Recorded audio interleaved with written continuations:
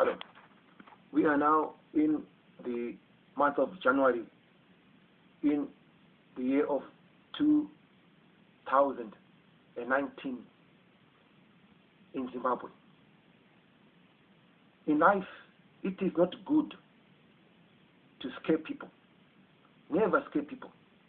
Just tell them things as they are and then inspire them to find solutions. A problem is a solution.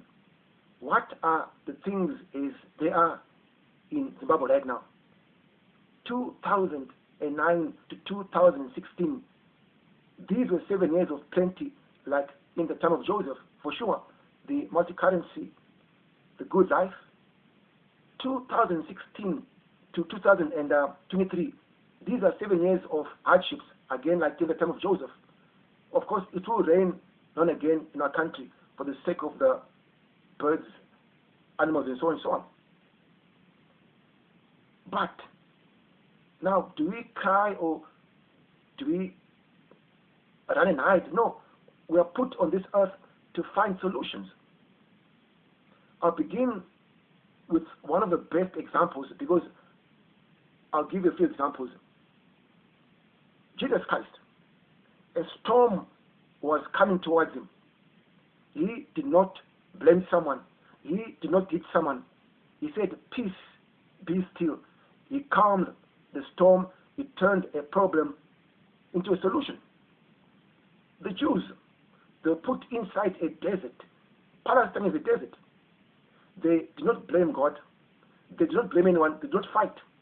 Today in Israel, a small piece of desert land, you'd be surprised that they farm there and they produce so much from a small piece of land, desert land.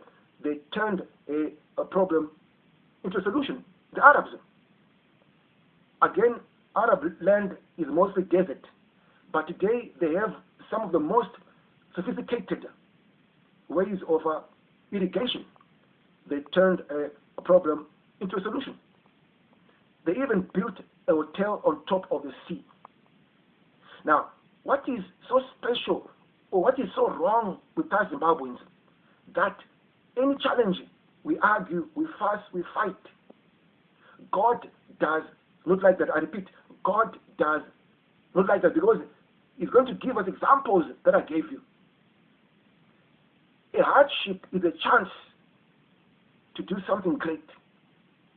You exploit hardship. I have two suggestions for Zimbabwe in Zimbabweans. Number one, in Zimbabwe, the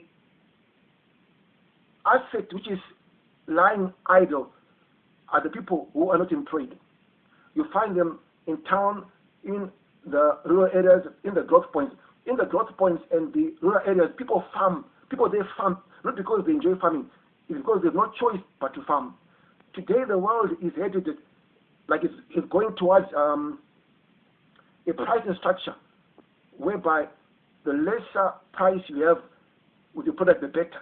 Which means they need to cut costs on the wage bill. Why not convince the Russians, the countries in the East, to set up shop in our rural areas, in our growth points, in our towns, in our cities? Not to invest as such, but just to come and set up shop and exploit our labor. Tell them, here in Zimbabwe, you can pay the workforce half or a quarter of what you are paying your own citizens. They will come. Training for our locals can take 3 days, 3 weeks, or 3 years, depending on the product that they are manufacturing or that they are packing. And so our biggest problem is the large workforce which is unemployed. We can turn that into a solution, benefiting the Russians, benefiting even the Europeans. Talk to them. Number two, it is not a mistake that Zimbabwe is one of the most literate nations in Africa and in the world. It's not a mistake. Intellectuals are professionals, yes. Most of all, intellectuals are consultants. I do not know if it is true that the advisor of Barack Obama was a Zimbabwean, but I know that it's true that recently a man from Zimbabwe, he helped a South African company to generate billions in profit. So you see, they exploit us because we laugh at the chaos in our own country. They exploit us because we're not organized. A Zimbabwean is a very, very expensive brand. Repeat this. A Zimbabwean is a very, very expensive brand. But as long as you don't exploit that brand for your benefit, you're exploited. Zimbabweans should be charging millions of dollars, US dollars, as independent consultants by now. Turn that problem of being used by other nations because you are so brilliant into a solution. Start your own consultancies. You can even, start small and grow to the level that you deserve. You see, a problem is a solution. Now, I challenge each and every Zimbabwean, wherever you are in the world, identify a problem and then the solution. America was built by individuals, industrialists, Thomas Edison, Henry Ford, the Wright brothers, not the politicians, but the individuals. And so, this is our country. We can make it to be like Switzerland in a few years' time if we turn our problems into solutions. The countries which have achieved the most is because they were faced with a hardship, and then they turned the hardship into a solution. And so today, I know your mindset is now changed. You are the Zimbabwean.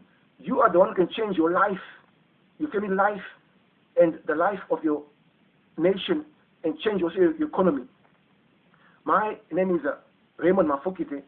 My work is called Times and Seasons. The right time, the right season, the right action. The initiative which I'm pushing right now is called A Problem is a Solution. A problem is a solution. I invite all Zimbabweans, wherever you are in the world, to become a patron or a sponsor of this drive in a small way or in a big way. Go to the description part of this video to start, or go to http://timesandseasons.xobor.com. I repeat the site address, http://timesandseasons.xobor.com. Let us become our value, because a Zimbabwean is very, very expensive. Only when we come together and realize what we are and how expensive we are, then we shall actually advise global companies, because it's already in us. Stay blessed.